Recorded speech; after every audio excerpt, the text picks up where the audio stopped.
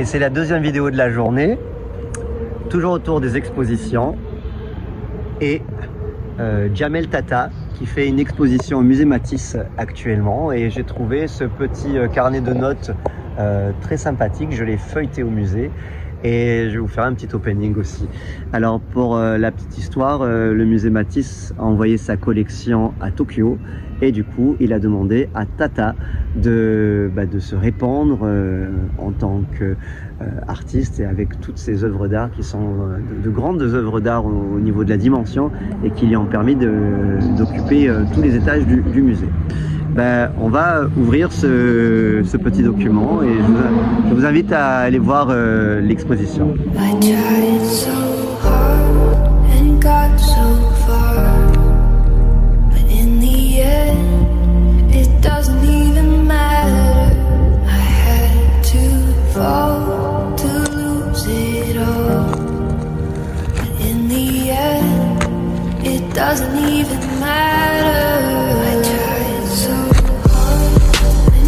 Voilà, donc c'est un petit bouquin qui est un carnet, carnet de notes de Tata, et qui est un petit peu aussi dans le style d'un facsimilé, et qui reproduit vraiment un carnet. Donc là, la couverture, si je la touche pas, elle est lisse, mais on a vraiment, je sais pas si on va le voir là, comme si c'était du papier à grains. Et là, on s'aperçoit des collages. Donc c'est un procédé de facsimilé, j'aime bien, c'est vraiment, j'ai trouvé qu'il y avait une belle poésie qui se dégageait de ce carnet de notes et que Tata, c'est vraiment quelqu'un qui est très ouvert d'un point de vue humaniste, et dans les voyages, l'enrichit autour de ses origines. C'est pas du tout quelqu'un de fermé, il va voir un petit peu de partout. Voilà, donc j'aime bien ça. Voilà.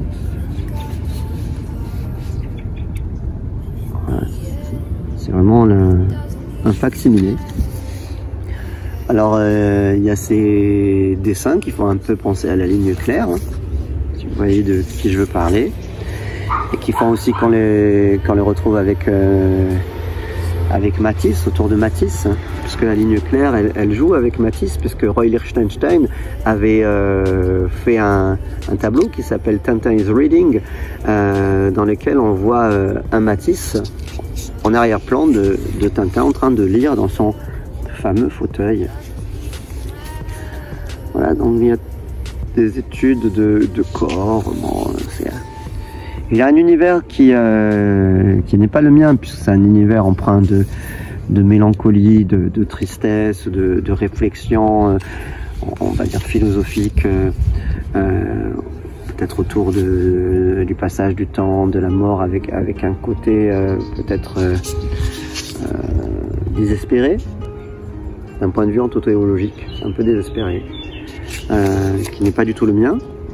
Et puis là on retrouve vraiment son univers, puisque cette toile elle est présentée au musée Matisse quand on rentre, et donc il y a 1000 fois la même personne, avec des procédures de calque et de reproduction du même, et à la peinture classique. Donc là on le voit pas, et là nous avons toutes ces sources photographiques. Il s'amuse à les calquer, à les projeter avec un vidéoprojecteur, etc. Voilà. Allez, je vous fais une petite visite rapide. Donc, il travaille beaucoup sur l'accumulation et la répétition du même motif. Voilà. Le héros est anonyme, celui qui agit à son échelle.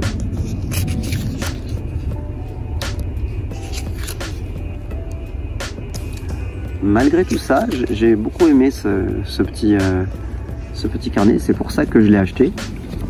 Malgré ce parti pris, je ne sais pas si on peut dire ça comme ça, de mélancolie, et bien il y a quand même quelque chose qui fait que cet univers touche le mien, et même si moi je suis plutôt dans la ligne claire et dans un message plutôt hédoniste, il y a quand même une part de vérité dans ce livre qui fait que j'ai eu envie de l'acheter et de vous le présenter. Voilà, donc il y a un petit rabat. À l'intérieur, il est tout simple, vraiment sympa. Il est vendu à la boutique du musée Matisse au prix de 12 €. Et voilà, j'espère que cette petite vidéo, la deuxième du jour, vous aura plu. Et si c'est le cas, je vous invite à m'encourager et à vous abonner à la chaîne, à déclencher peut-être la cloche. Et je vous dis à très vite pour de nouvelles aventures graphiques et chromatiques. C'était Albert à Nice.